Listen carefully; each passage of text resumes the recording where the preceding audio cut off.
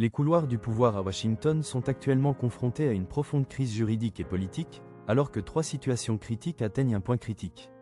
Un grand jury fédéral a rendu une décision qui provoque un véritable séisme au sein de la classe politique. Contre toute attente, le jury a refusé d'inculper un groupe de parlementaires démocrates, sous le feu des critiques pour leurs actions publiques.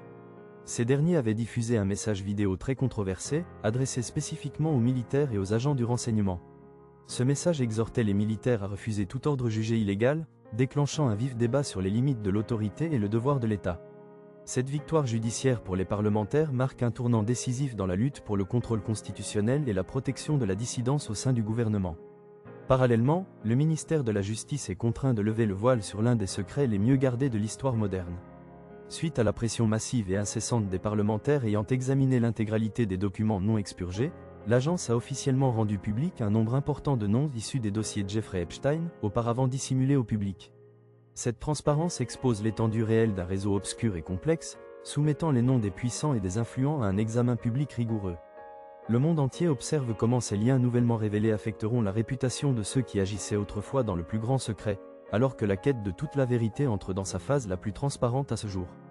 La pression exercée par ces dossiers a même atteint les plus hautes sphères de l'administration actuelle.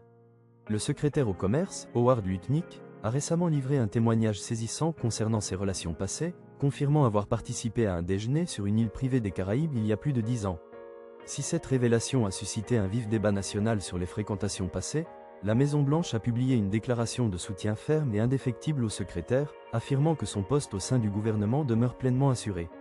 Cela crée une dynamique fascinante et à forts enjeux, où les fantômes du passé se heurtent de plein fouet à la mission actuelle de l'État. L'administration parie sur la transparence et la cohérence pour surmonter la controverse et poursuivre la mise en œuvre de son programme national. L'ère des associations secrètes touche à sa fin, et les résultats de ces enquêtes façonneront l'avenir de la nation pour les années à venir.